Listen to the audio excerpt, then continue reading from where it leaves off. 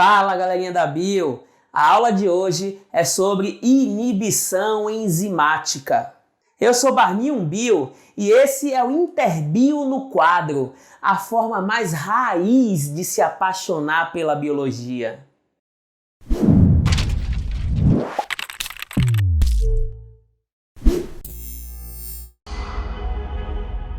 Eu vou começar a aula de hoje falando para vocês os dois tipos básicos de inibição enzimática. Existe a inibição irreversível e a inibição reversível. A inibição irreversível, o nome já diz, galera, é quando uma substância chamada de inibidor se prende na enzima tão forte que não larga ela mais. Então, nesse caso, não vai mais acontecer a função daquela enzima, porque a inibição foi irreversível. Existem dois exemplos importantes de inibição irreversível. A primeira delas é sobre o cianeto.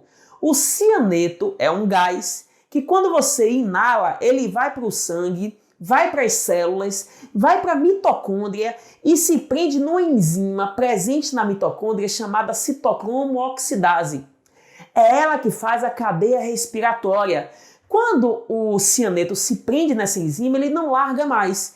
Resultado, o oxigênio não pode mais atuar, a cadeia respiratória fica empacada, não produz mais ATP, a célula morre e o organismo vem a óbito. É o cianeto. O segundo exemplo de inibição irreversível que cai nas provas é o exemplo que você conhece do primeiro antibiótico descoberto. Foi a penicilina, descoberto por Alexander Fleming ao acaso.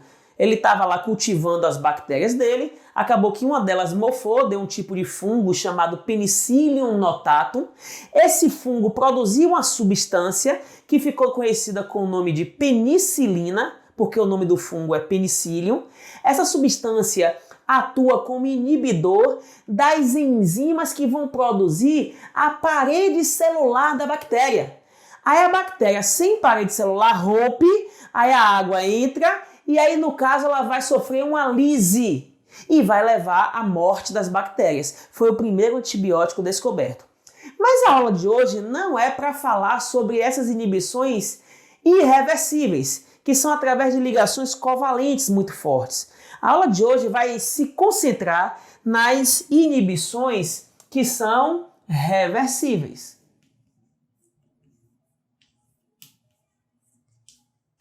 Na inibição chamada de reversível. Beleza? Bom, para ficar fácil de entender, eu separei o quadro em três partes. É como se fossem três tipos de inibição reversível. A primeira delas é a inibição competitiva. O que é uma inibição competitiva? Olha para cá, gente, ó. Inibição competitiva é quando o nome já diz, existe uma competição entre o inibidor e o substrato. Mas eles vão competir como, Barney? Eles vão competir pelo mesmo sítio ativo. Por exemplo, olha para essa enzima, gente, que eu desenhei aqui, ó. Desenhei aqui essa enzima. Essa enzima tem essa região aqui, ó. E essa região é que vai ser o sítio ativo. Beleza? Esse sítio ativo, ele vai ser ocupado normalmente pelo substrato. Só que existe uma substância que tem uma região quimicamente parecida com o substrato. Então, essa substância poderia ocupar também essa região? Bom, poderia. Se ela ocupar a região, então ela inibiu a reação química. Por quê, Barninho? Porque ela tem essa parte semelhante ao substrato, mas ela não é capaz de desempenhar a reação química desejada. Então não vai ocorrer a reação. Então nesse caso, gente, ó, observe que o inibidor e o substrato vão disputar o mesmo local da enzima. Inibição competitiva é o nome disso. Bom, olha para esse gráfico aqui que você já conhece da aula anterior, que eu falei sobre concentração do substrato e função enzimática. Quem não assistiu essa aula, dá um pause aí e vai lá assiste. Clica no card aqui em cima. Bom, se você olhar esse gráfico aqui, eu tenho essa curva, essa hipérbole, que mostra o comportamento da enzima sem inibidor. Lembre que quanto maior a concentração do substrato, maior a eficiência da enzima. Até um limite. Nesse ponto aqui, gente, ó, eu posso aumentar o substrato, mas a reação não aumenta. A velocidade continua constante a partir daí. Aqui está dizendo que saturou, beleza? Isso sem inibidor.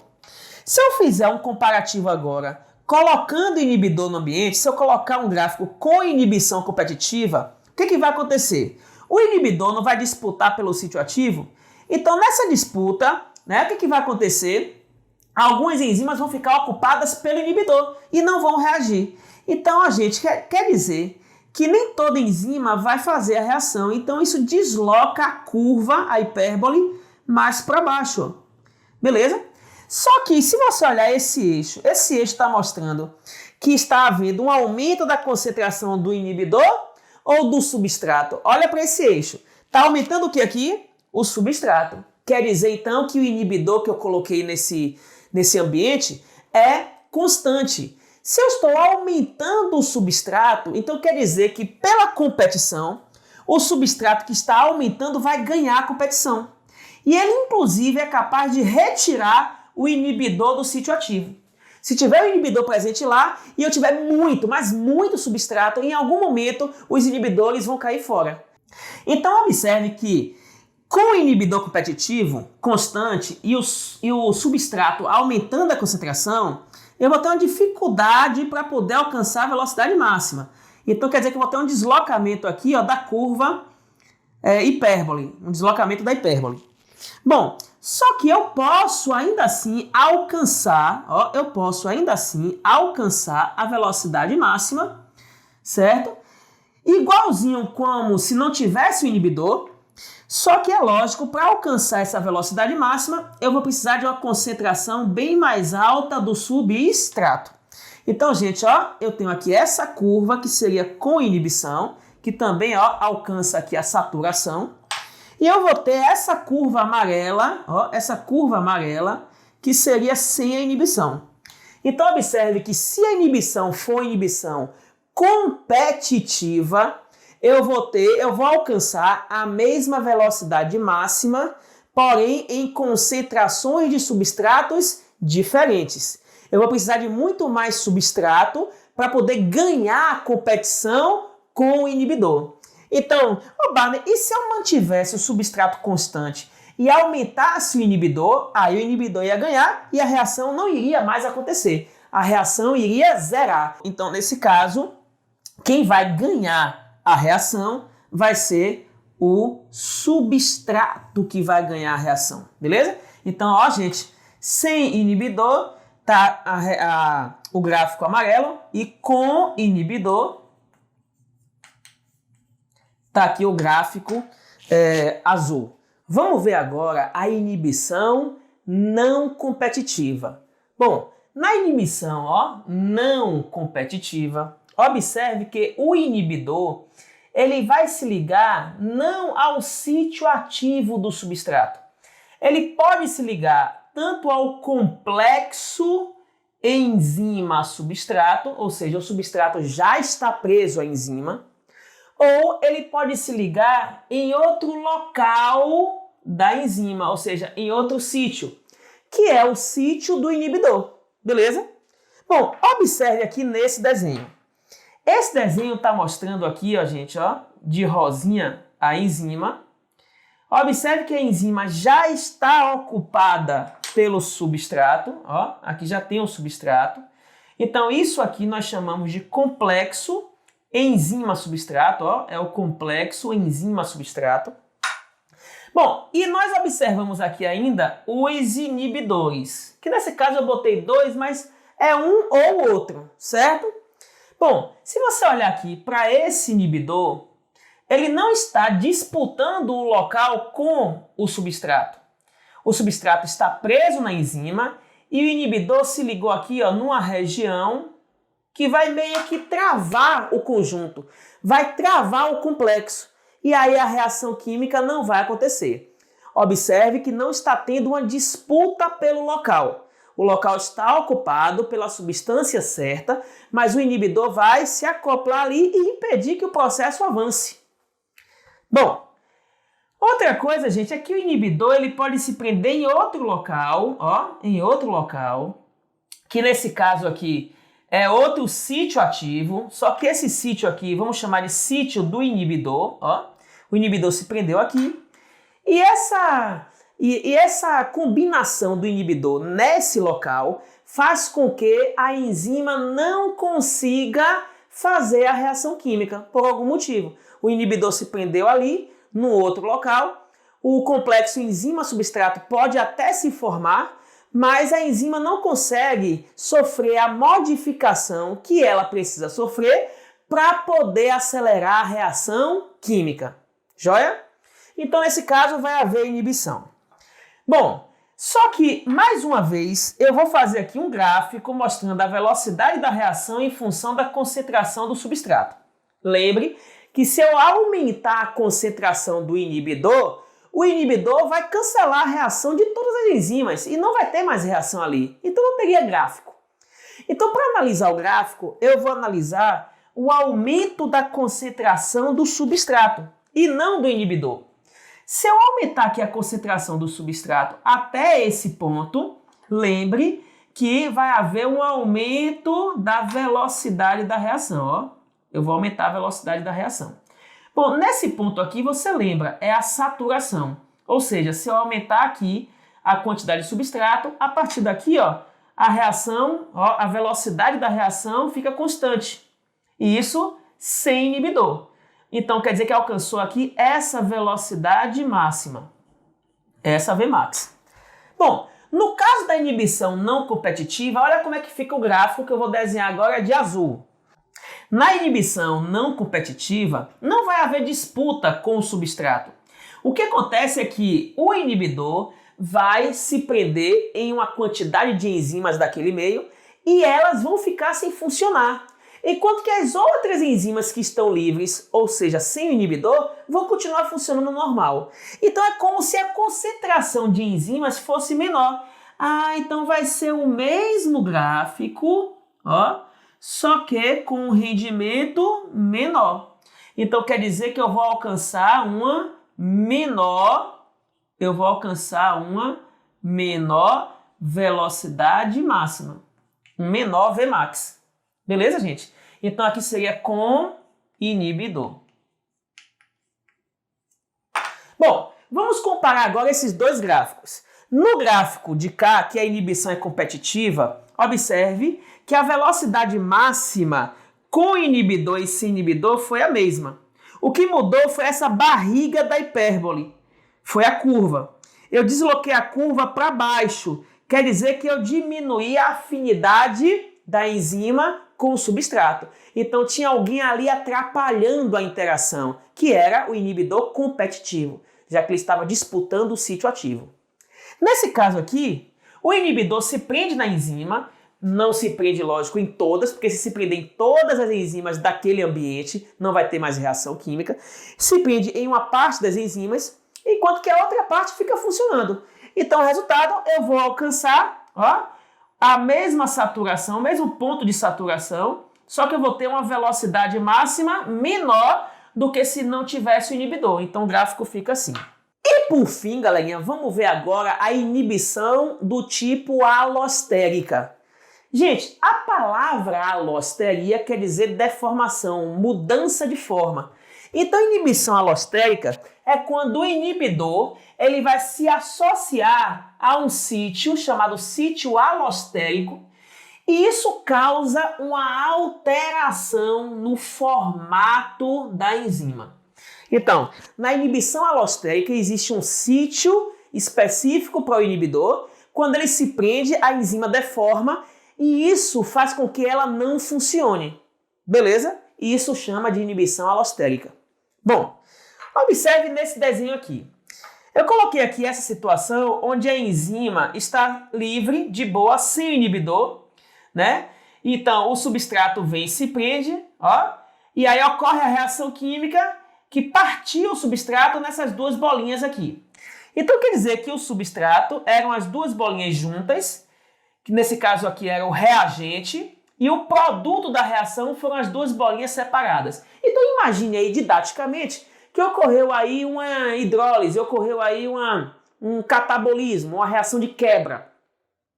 Bom, essa enzima, ela acelerou esse processo. Nesse caso, sem o inibidor, né?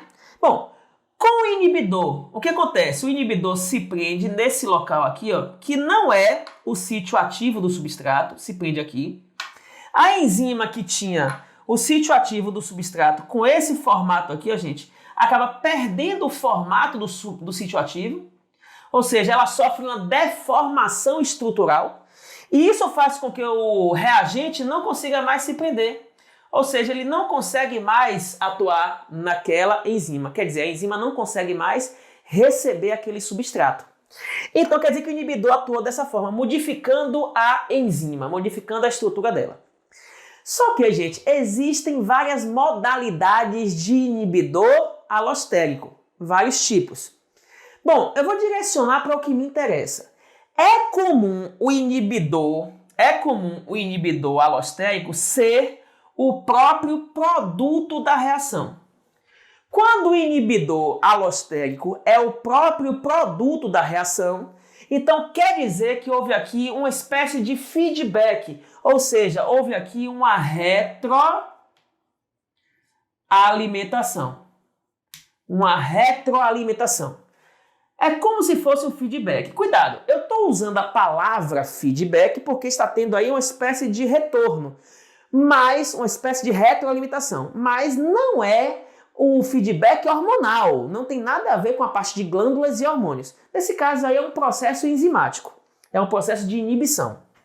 Bom, essa retroalimentação, nesse caso aqui, gerou um produto que foi inibidor. Então, ele inibiu a função enzimática. Então, essa retroalimentação será chamada de negativa.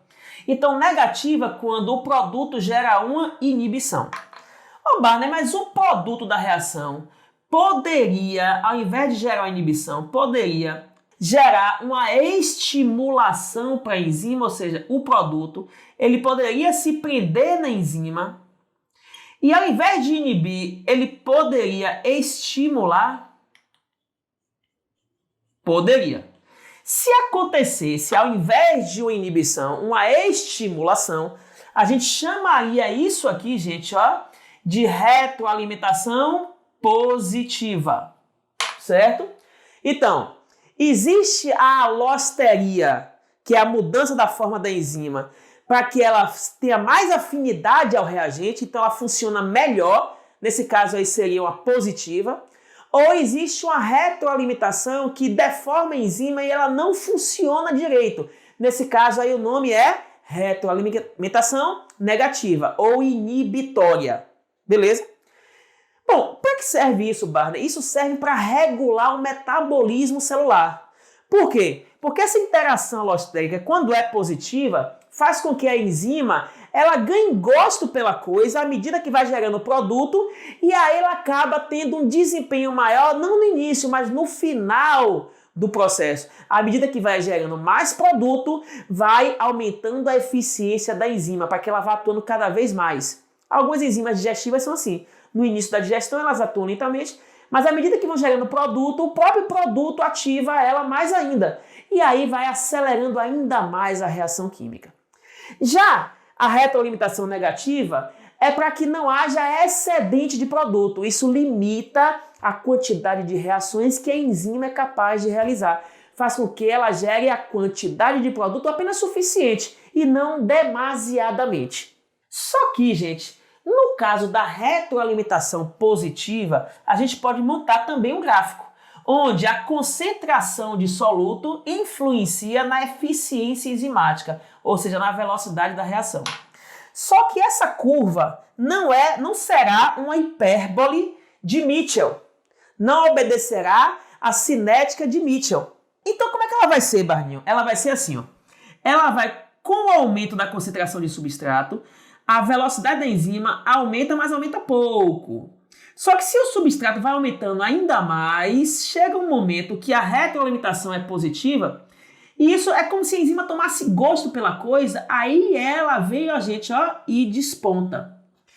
Essa curva em S, ó, gente, chama de curva sigmoide. Então, nesse caso, também alcança aqui, ó, a velocidade máxima a uma certa concentração de substrato, beleza? A partir daqui, observe que fica constante, mas esse trecho, ele não é uma hipérbole, ele é uma curva, ó, uma curva sigmoide, beleza? Eu acho que não tem mais o acento não. Bom, mas essa curva acontece quando a retroalimentação é do tipo positiva. Valeu, galerinha? Beleza, gente?